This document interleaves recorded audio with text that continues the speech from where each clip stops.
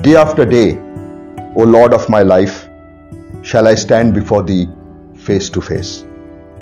With folded hands, O Lord of all worlds, shall I stand before Thee face to face. And then it ends with, and when my work shall be done in this world, O King of Kings, alone and speechless, shall I stand before Thee face to face. Whenever I am doubts, whenever my resolves tend to get shaken, I read this and I remember that one day I have to stand alone and speechless before my Lord face to face, and I get back my strength. My journey into my love for pens started with my teachers when I was in school in St. Xavier's in Calcutta. They encouraged us to use fountain pens. They said that it improved your handwriting, that you would have to spend a little more time, that it will set you apart from others. And so I remember from a young age I used to use fountain pens. And I wrote my higher secondary examination in 1976. And this was the Parker pen that I used. It was a Parker 51. And I still have it in my possession. It still writes beautifully, but I haven't used it for a long time. And as I back up, I had the other Parker pen. And as you all recognize, the Parker has this distinctive, arrow-like clip that they have. Over a period of time, I collected more and more Parker pens, and some of them I will show you here. So this is another Parker pen. Again, you can see the distinctive clip. This is a Parker Sonnet, and this is a Parker Frontier. So many Parker pen collections. It's a pen, if you use it, it's not very expensive. It's a pen, when you use it, you'll be using it for a lifetime. They'll serve you for a lifetime. Next, I would like to show you the cheapest pen I have and the most expensive pen I have. This is the cheapest pen I have, which is the Flair Inky pen. It's a simple, normal, ordinary pen. Writes beautifully, by the way, especially if you know how to adjust the nib. It had what we say a cartridge, but I have changed it with a cartridge converter. It writes beautifully, and it's a very good thing to give to a first timer. Maybe even a boy or a girl of class 5, class 6 can use this pen. Costs only 50 rupees. It's a very cheap, very effective pen, and if it is almost like a use and throw pen. The most expensive pen I have is this Mont Blanc pen, which is called it's a limited edition Agatha Christie. It's got my name written here, and it's got this beautiful snake. Why snake? Because Agatha Christie was a lady who wrote these detective novels, created the famous detective Hercule Poirot, and it is the deviousness of the mind that is being shown in this clip with this curly snake with these two little rubies that you have in its eyes. And it's a beautiful writer. This is of course silver, and it gets tarnished from time to time and needs to be cleaned. It's a beautiful pen, writes absolutely beautifully. When I bought it, I think in 1956 or 1995 or 1996, it cost me about 37,000 rupees. I think the current value would be anything, it's a collector's item, the current value would be anything from 2.5 to maybe 3 lakhs rupees, maybe even more. So this is the cheapest pen that I have, and this is the most expensive Mont Blanc pen that I have. I have other Mont Blanc pens also, and Mont Blanc is supposed to be the cream of this thing. There are more expensive pens. So this is a roller ball pen that I have, Mont Blanc again. This is another Mont Blanc pen, a Skywalker. Of course, this is a roller ball pen. It's not a fountain pen. And here is another pen which looks similar. If you look at it, they look absolutely the same. But if you look at it, one has that floating star, the other does not have a floating star. This is a Chinese takeoff of the same, but it looks exactly the same. If you look at it, the build quality, they look exactly the same, but that one is a Chinese pen. Many patients have come to know my fondness for pens, and some of them have even gifted me pens, and one of the patients presented me with this original Mont Blanc pen. This is a gift from a patient with my name written here. This was presented to me by one of my patients. So other than the fact that it sets you as a distinct kind of person, it differentiates you from the others when you use a fountain pen.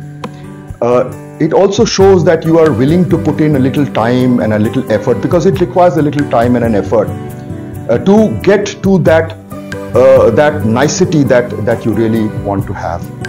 And of course, apart from them, there is the beauty of the pens and the various material that is used in the pens. So if you look at it from the sheer beauty point of view, I think everybody will say that this pen is a real mark of beauty. If you see it in light, it will give you a very shiny shape. It's got this dragon here, and it's got this little filial on top. So this is a wonderful pen, and if I could show you the ink, this has got something called a coral ink. Another very interesting thing about fountain pens, you get a wide variety of inks. It's not just blue, red and black. This is, for example, it's coral. If I could show it to you, it's a beautiful, beautiful pen. This pen is again pretty beautiful, and it's made of wood. So this is a wooden pen. Again, it's got this beautiful dragon thing. Again, another real pen which is simply useful because of its beauty. Again, look at the beauty of this pen that has been constructed. You can see the lion or the tiger that is there in the field. Again, a very beautiful pen. Big nib, writes really beautifully. Again, a beautiful pen. These are, of course, this is a Chinese pen. I think it's a Jinhao pen. This is a very beautiful pen indeed. Look at the beauty of that pen. Look at the coloring. Look at the shape and the design, the tapering tip. It's a beautiful writer, this pen.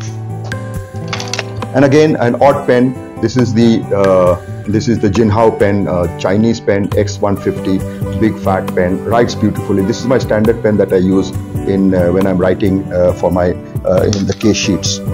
So other than that, you have several pens from several other places. For example, the typical thing that you've heard is perhaps a Waterman pen.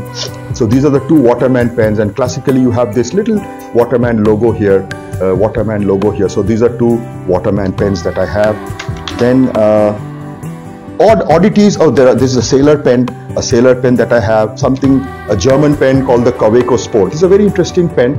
This is got, you can see it is called a eyedropper, ink dropper. You can actually fill up all the ink. You can actually see the ink. It writes beautifully, and the best thing that this is a desk pen, because if you can see, it's got this thing. It rises flat and it doesn't roll off. Most of the pens, if they didn't have a clip, would roll off the desk. But in this particular case, it will not. Although it doesn't have a clip, you can't carry it with you in your pocket. But then it won't roll off because it has got this things there. So it's a very good desk pen. And although it looks small, but if you post it at the back, this is very easy, and it writes beautifully. Kaweco Sport from Germany. This is a Lamy. It's not a Lamy. I don't know where I kept my original Lamy. This is a Lamy knockoff with the typical, the clip that it has. This is of course a Jinhao, the Chinese knockoff of the Lamy. But then I also had a couple of Lamys. I think I gave it off to friends of my own who to tell you today they're still using those pens that I gave you. Other pens, beautiful pens, lovely to look at. So there are so many pens. Some oddities I will point out before I stop. A few oddities. You look at the size of the thing. These are Indian pens. These are Indian made pens. Look at the size of that. I mean, it opens up really well, and look at the size of the thing. You can see the amount of ink that this huge brute can carry. It's simply wonderful. Same thing, you can see a huge brute made from a company called Guida, I think in Rajamundry in Andhra Pradesh, where I bought it from. A huge big fat pen. Again, a pen that is made from wood. This is absolutely made of wood. A beautiful pen. Again, I think either from Rajamundry or maybe Ranga pens from Andhra Pradesh. Again, these two pens are very, very nice. These are called bamboo pens, and when you open them up, I think the other way around. So looks like a bamboo when you put it in. So I have two of them, one in orange color. These are known as bamboo pens, I think from Ranga pens. And again, a nice little small little pen that you can have. So there are various things that you can have, and of course the standard Indian pens made of resin, made of other things, and they also write very beautifully. So that has been my journey. There are many more. There are Pelican pens here. There are Shepherd pens.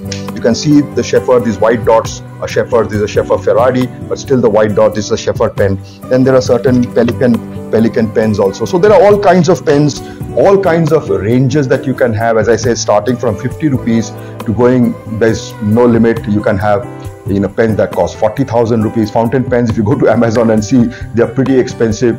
A good pen you will get is perhaps a very good writer would be perhaps an X450, Jinhao X450, available for about 500, 600 rupees. But any pen, a reasonable pen, could cost 2,500 rupees. a good pen would cost you 25,000 rupees, 40,000 rupees, and a really collector's edition, as I said, there is no limit, could be 2 lakhs to anything like 4 lakhs, 5 lakhs rupees, or even more. So that's the range of the feather. Another really good writers are, as I said, Kaweco Sport is a really good writer. Sailor is a very good writer. So these, just from the start, because Sailor is of course a Japanese company, but Kaweco is a German company. They make beautiful nibs, and they really grind the nibs and they design the nibs before they send it out to you. They write beautifully. And I would like to end with a quote from the Bible. It's in Timothy chapter 4. And this is what I would like to say at the moment that I am no more. That I have fought a good fight. I have finished my course. I have kept my faith.